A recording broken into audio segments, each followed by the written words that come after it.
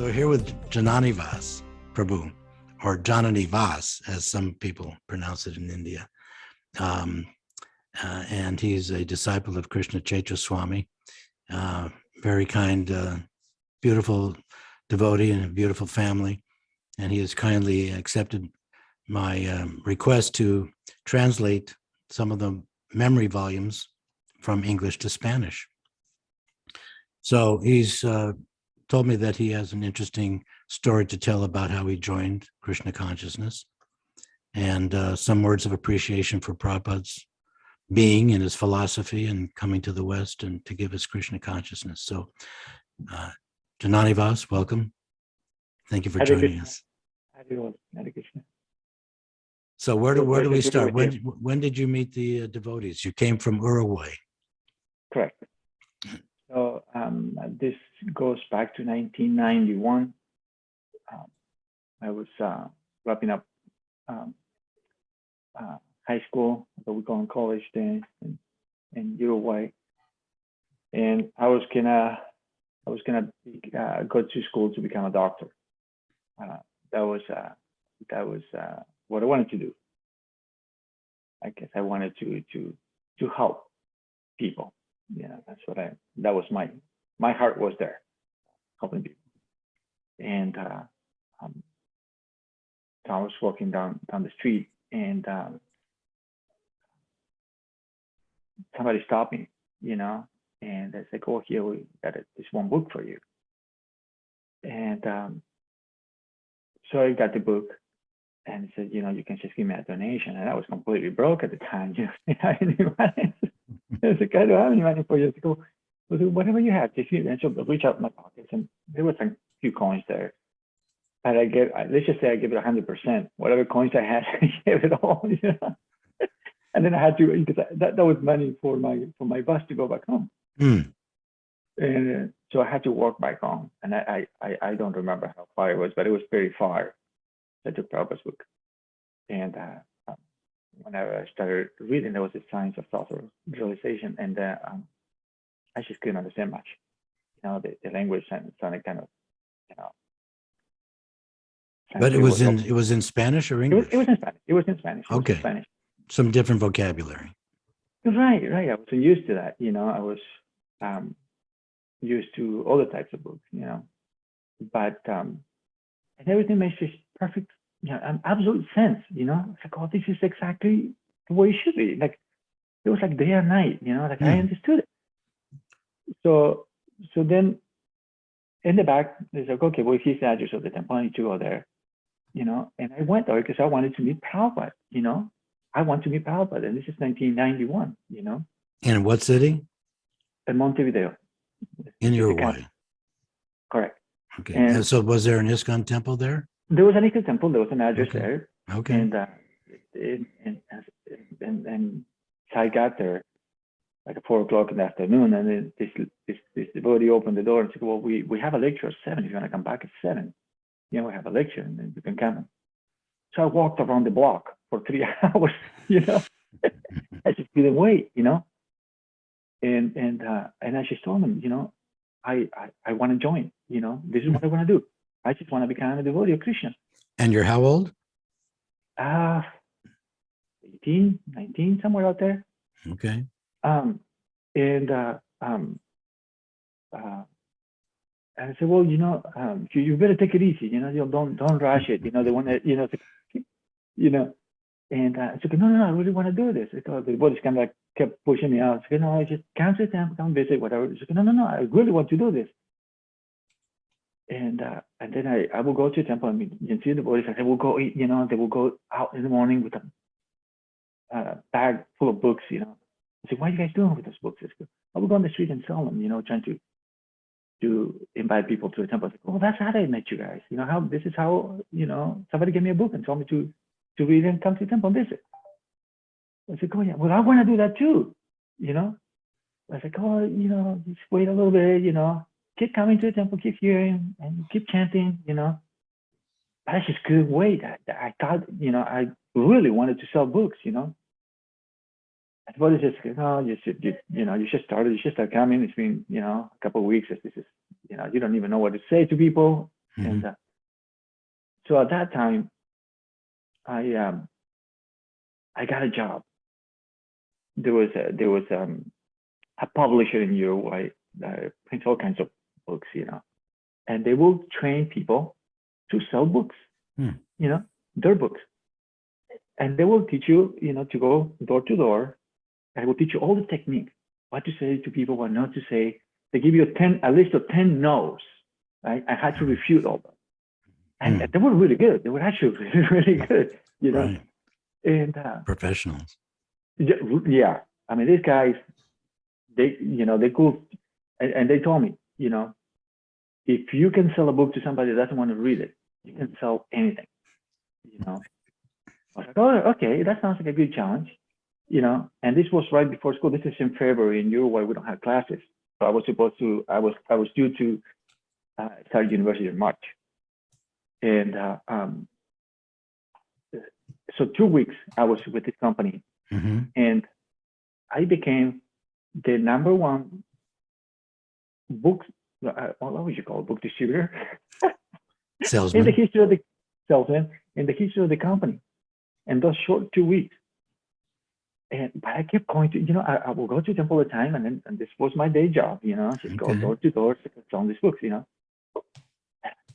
this is complete nonsense. I'm wasting my time. Where's the devotees that need to let me,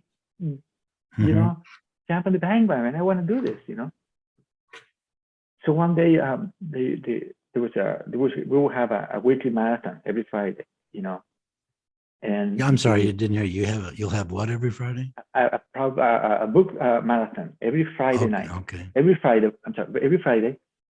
we'll go there and sell books, and then at night we'll have pizza with the devotees, and then we'll tell Sankirtan stories and whatever happened that day, and try to beat each other up. That's like, I sold 25 books, I sold 30, and transcendental competition, So I knew, I was like, okay, this is my chance, So I went over to the temple person. I was like, I need to go with you guys today. I need to go and sell books, To go, okay, we'll make an exception. You can tag along with us, But don't say much, because you still don't know much. You want to burn anybody, I was just like, I have so much enthusiasm, So I went there to sell books door to door. So perfect. This is exactly what, And this devotee knocks on the door, and this lady comes out. Oh, I'm not interested. And I just couldn't control myself, and I tried to. And it was like, oh, okay, well, it's like, no, hang on. We got to tell him why she needs to read this book, And so we had to defeat the 10 no's, right? So, so that day, I remember I sold 25 Queen Kunti, the teachings of Queen Kunti, 3 Prabhupada's, what is it called? Prabhupada's biography. This one book. Well, it kind of a little bit about contents in one book. And we have a Coming Back book, that little book. I think it's only 25 of those. That's from my first day, So I was like, okay, Mom, this guy, we need to like this guy more, So I went, and then I developed a taste for, I noticed the difference. It's not the same as selling books, that have nothing to do with Krishna, Jane Prabhupada's book. You're not a salesperson. You're just, handing out these books. It's a completely different feel to it, and your heart is different. You're not just trying to get some money from this person, and this person's never going to read the book. I'm just going to, oh, screw you, get this book, I get your money, I'm going out, you never see me again. But what is different, because you're out there for the benefit of that person and your own purification, but you want to get involved and help Prabhupada like he asked us to. So I had developed that taste. I was like, okay, this was great. I need to do this again, because you get so much realization just from being out there. Prabhupada is pleased with you, and you just feel it. It's like if you're hungry, you don't have to ask anybody, am I satisfied already? You just feel it. Prabhupada is pleased with you, Like, okay, I want more of this. I got a day job, So I went out there and I met with the guys, the people that run the company. I just told them, I'm becoming a monk. I don't want anything to do with you guys. And I don't want to keep doing this anymore. It's like, no way. This Hare Krishna, they're that's just brainwashing you. You know, you don't listen to them. You know, stay with us. And I just said, no, this is it. And that was my last day. You know, and then I moved in the temple. That was that. You know, that was. I think when I read Prabhupada with a desire to really understand what's written, and I immediately accepted what Prabhupada said. You know, don't eat meat. And that same day, I said, I'm not going to eat more meat just because Prabhupada is telling me to.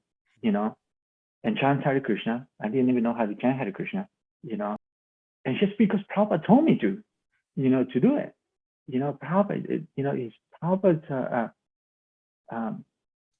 purity, that it will just tell you something and you just accept it as a fact. You know, you don't. What did you say? Purity? You said purity? Yes. I didn't hear you. Okay. Right. Because it was purity, you Right. accepted. Right. Okay. Got it. And then Prabhupada just told me that, you know, you just follow this, you do this, and your life will be successful. Mm-hmm. And so you know, I accepted that as a fact, you know. And then Prabhupada would say something like, well, you know, so things are like, you know, life in other planets and stuff like that, you know. And to me, it's like, okay, Prabhupada says so, then it is what Prabhupada says, you know. Mm-hmm. I just accept it, you know. That once you accept that authority, then that's it. That's your ruler, you know. Got it. When you got further into when you quit your job as a commercial book salesman, and then joined the temple full time, I'm assuming, yes, you moved into. They had an ashram there. What about the teachings that when you got further into Prabhupada's books, after you accepted Prabhupada as a pure devotee and what he said was the absolute truth, what type of philosophy would you pass along to now the people that you were knocking on the door and trying to sell Prabhupada's books? What message got through to them besides defeating all the 10 no's that they might present? The 10 no's. I wasn't much worried about defeating anybody's arguments. I just wanted to share what I have found in my life, and what was important to me and how this book had changed me. Okay. You know, I wasn't out there to refute anybody's argument. You know, I'm not here to argue with you over why you don't want to buy this book. I want to tell you why this book is good for me, and I think you should read it. You know, and people, because when you're convinced of something, it's easier for other people to accept what you're doing, you know, or understand what you're doing. And I think that innocence, you can call it, you know, gets to people when you see a book distributor on the street or somebody giving you a book. I remember this from the Sankirtan leader that had the time. They said, you know, most of the time people just want to take the book distributors home with them because they're just so happy to meet this person, and but they can't take the book distributor. They just have to take the book, you know. It's like, you know, you were doing an interview the other day with Maha Utsaha, you know, and he's so, you know, ecstatic, you know, that people just want to help. I was like, let me help you take those books from you. You know? I take those books, you know, because he's so happy. He so wants to share and spread Prabhupada's mission. Right. That people, it's contagious. It's contagious, and people want to get in it, you know. Either they know it or not, they want to be part of this. Right. And I think in my case, you know, it was my early appreciation of Prabhupada that people could see, you know, that this person sounds like, you know, he's happy doing what he's doing, and it's got a good book, and I should just give it a shot and read it, you know. What did you say about your change, how it affected you? So what were the one or two key points that you would say that this has been meaningful to you in your life? And then you wanted to share that with them. What did you find internally, and how did it change your life? There was a sense of sharanagati, as we say, you know, what he said, you know, the shelter, that you have found your shelter. Okay. You know, and this was my refuge, you know, Prabhupada's Lotus Feet, you know, and the Devotees Association, you know. Okay. you're sheltered, you know. You like to be, you want to be where you have your shelter. Home is where you know, when people say like a home is where you park the van, you know, or home is where whatever. But to me, shelter is, you know, home is where I'm the proper associate, you know. And to me, that was that, I would say. Very good. That's an amazing story now, but you have some individual Sankirtan stories that you could relate besides your technique and what you were involved with going door to door? Oh yeah. Yeah, we had quite a few stories actually. One of that comes to mind. It's I was in Argentina at the time, and I was living in the temple in Argentina, in Buenos Aires, and we'll go out, you know, to different states and distribute books, you know. So this was during the proper marathon in December. Can't remember the year, but it's, you know, 90s. So, and I was in very north of Argentina, in a town called Salta. Very hot. This is December, and it's the opposite this year. So summer out there. And it gets, in the summer, it gets most likely close to 40 Celsius. So it was really hot. And so we're selling books on the street, you know, and it's a crowd of people. And so I spot this one person, and I stopped the person. It was a young lady, and I said, well, here's the book, you know, we're giving this book to people. I did the presentation, and she's like, oh, I'm not really into it, you know. I was like, I'm not really into it. I said, well, how come? She said, you don't read? It's like, I do read. I said, well, I don't read these books. So what kind of books do you read? Like, oh, I'm a scientist. Okay. And he was a young lady, and I said, okay, well, what is your subject? I said, I'm a chemist. So I go, okay, so I should pull out another book. What's the name of this book? Life Comes from Life, right? Small book. Mm-hmm. This guy got the perfect book for you, you know. Just go, really? And then I don't know what she's thinking. It's, you know, I'm looking in my bag. I had this big bag full of books, you know. She's thinking, oh yeah, let's see what kind of books he's gonna. She had no idea who I am. I'm just a guy. For her, I'm a guy selling books on the street, right? It's like maybe he has a whole bunch of, you know, books that will relate to what I like to read. You know, she pulled out this tiny booklet. You know? I said, "I got the right book for you." And she looks at the book. She goes, "What is this about?" It's like, "Well, you know, you should read it. It's really, really good." So I started explaining what the book was about. I was like, "Well, I really don't have any spiritual inclination." She goes, I'm not gonna waste your time. You know, you should just give this book to somebody else. I said, no, I think you will appreciate what it says in the book. You know, don't judge it by the cover. You know, read what's inside the book. I said, well, I can accept that. And so then we kept on chatting, and then she goes, what about you? She goes, what are you doing? And I said, well, you know, I'm part of this movement, and because I'm so thankful for what I've got in my life from this teacher, I'm trying to share it with other people. And she's like, well, that's very nice. And I said, but don't you have any aspirations other than selling books on the street? I said, well, I'm perfectly fine doing what I'm doing right now. So, you know, I'm just happy doing what I'm doing. I said, well, yeah, but you seem like a very smart guy. Don't you want to have a career? Eventually, I said, well, I want to become a doctor. But then I didn't tell her that I got derailed by the devotees, you know. Wait, after she said, don't you want to have a career? Because we cut out a little bit. Okay, so she said, yeah. So she goes, do you want to have a career, you know? And I said, well, yeah, I wanted to become a doctor, you know. But now I'm doing this for the time being because this makes me happy. You know, I like doing this. And she said, but don't you feel like you're wasting your time just pushing a sale on the street? I said, no, not really. Not really. I feel like I'm sharing what I've got. And some people will find value in what I'm doing. And it worked for me. Maybe it will work for you too. Maybe you'll appreciate it too. And she said, well, what do you want me to do with this book? I said, well, you know, you can just take it home, read it, and give me a donation if you can. You know, I said, well, I'm happy to give you a donation, but I can't promise I'll read the book. Mm-hmm.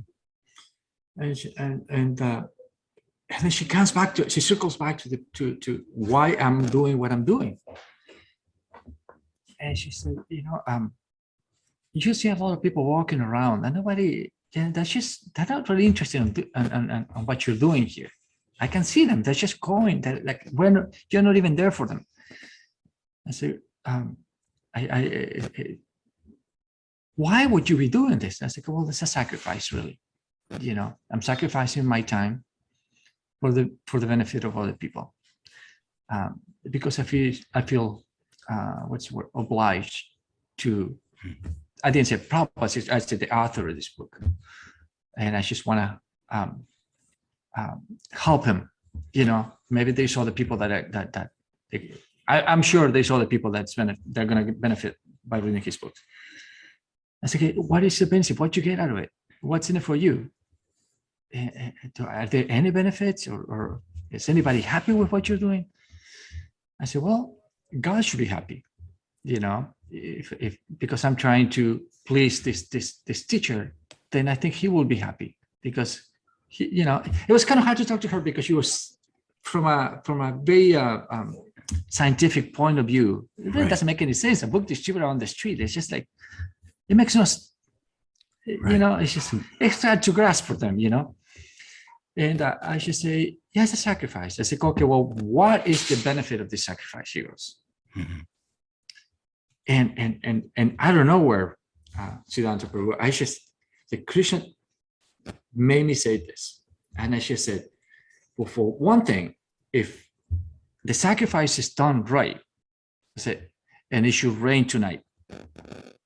Because in the Vedas, I said, oh, what are the Vedas? I said, well, it's the ancient books of knowledge, There was a way you do a sacrifice, and the gods were satisfied with the sacrifice, it will rain. So and I don't know why I say that. I could have said so many other things, but I just said that, Krishna, Paramatma, just coming through. And I didn't even stop to think this, but it came out so honest. It should rain tonight. She should start laughing. You should have seen her face. She's laughing like mad, It's like, are you completely out of your mind? What you're saying makes no sense whatsoever. What do you mean it will rain? And she could tell by my accent that I wasn't from there, because people in northern Argentina, they speak in a different way. It's kind of like if you are from California, you go to Georgia, it's kind of like that. So it's like, you're coming from Buenos Aires, you're obviously not from here. Have you not heard that we haven't gotten rain in 6 months? Because it's really dry out there. They're very north, almost to Bolivia, super dry. And I said, well, I had no idea. But if what I'm doing, it's pleasing the gods, I say, then it should rain tonight. And she's like, just look around you. It's like blue skies, not a cloud in the sky, 40 degrees Celsius, which is what, 105 degrees or something like that, Fahrenheit, something like this, 110. And I said, yes, it should rain tonight. It's like, okay, I'm going to read this. Okay, you're completely nuts, but I'm going to take this book. And that was that. So she walked away, and I just started meditating what just had transpired. I said, why does Krishna want? How did this happen? I wonder what Krishna is planning for this person, because obviously that was really unexpected, that I would say something like that. It made no sense, Plus, we're not out there to please them. You guys were there to please Krishna and Prabhupada, So, why did I say this, So I kept on going. It was Prabhupada marathon. I was such a mood. I was like, I gotta get as many people as I can with these books, And it was absolutely that marathon. I will never forget it, which is absolutely amazing. It has so many book distributors in Buenos Aires, and it was just, the whole yatra was on fire. Book distribution, it was like everything. There were probably like 30 brahmacharis even at the temple at the time, and we're all book distributors. It was absolutely amazing. It's just the kirtans. You go on the kirtans, and like even the Murti Prabhupada will move, because the floor was like a floating floor, and it would go like this in the kirtans, It was so fantastic. So, anyways, and it was around 10 o'clock and about 10:30 at night, and I finished selling books, And so I'm walking to the place where we're staying, me and another devotee. And so I'm walking over there to crash for the night. And as I'm getting close to the house I'm staying, I felt this like something like hit me in the back, like super hard. And I turn around and it's dark, you can't see anything. But I was like, what was this? Somebody just threw a rock at me or something, you know? Mm-hmm. So I didn't see anybody. I kept on walking. I heard it again. I turned around, nobody there. You And heard it or felt it? I felt it and I heard like something like the sound, you know? Okay. And there were raindrops like this big. It started like a torrential rain. Just started. It was kind of like the San Bartaka cloud, you know. She started, you know, coming out. It rained so hard that one night, so hard you won't believe it, you know. And I was the first one to be amazed, you know. I just, you know, I went out there and sat down, and I'm just listening to the rain, and it was so loud, you know. So the next morning I woke up and I go outside. Of course, it's summer. The water evaporates really quick, you know, and there was not a cloud in the sky. So I was like, I probably dreamed this, you know. It was probably it's just a dream, you know. And I didn't see any evidence that it had rained so much, you know. So I'm walking to the same spot, you know, to sell books. That was my spot. That one corner, very busy, a lot of people walking. Mm-hmm. So I'm selling books, and all of a sudden I see this girl coming, running at me. You know, her smiles ear to ear. So she's running like, with the book in her hand. I can't believe it. This is absolutely crazy. She goes, I was sitting on the couch with my mom, and then all of a sudden I hear the rain.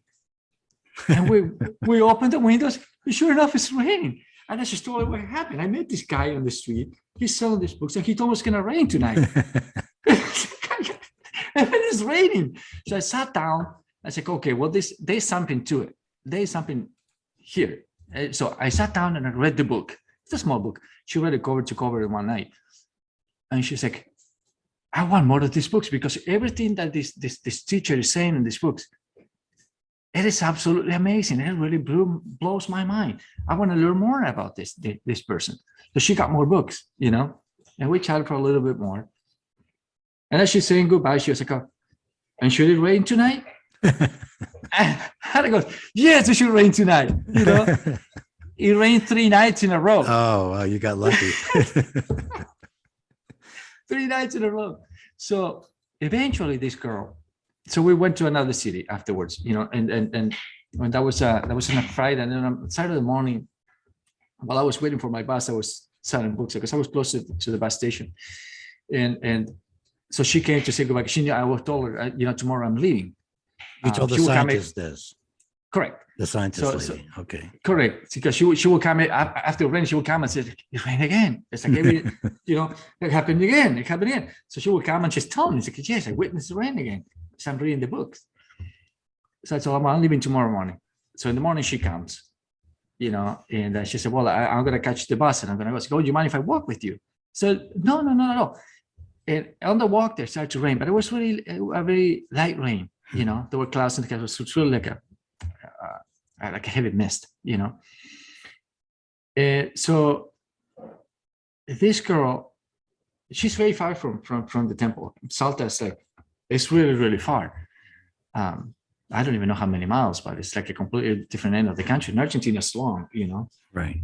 So she went to the temple in Buenos Aires, you know, and she got more books. She got japa, and she became a devotee. You know, she became a devotee, and then because I was a brahmachari at the time, you know, the Sankirtan leader told me, you know, she comes and wants to read the books, and then she wants to talk to you because she's my contact, you know. Right. Okay. Or I'm her contact, I would say. I said, but it's, you know, you're brahmachari, you better let somebody else handle her and whatever. So they sent me out somewhere to sell all the books, you know. But then she became a devotee. It was absolutely amazing, you know. Obviously there was a plan for this girl, and I think the only way to convince her was something outrageous like that, you know.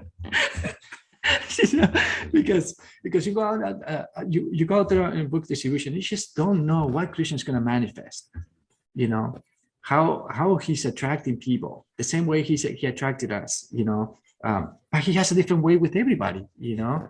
I'm sure your case was different than mine and others. You know, there's something in particular. Krishna knows exactly what we need and how to apply the medicine to us, right? So one day I'm selling books on this other area in Argentina, and this is a quick one.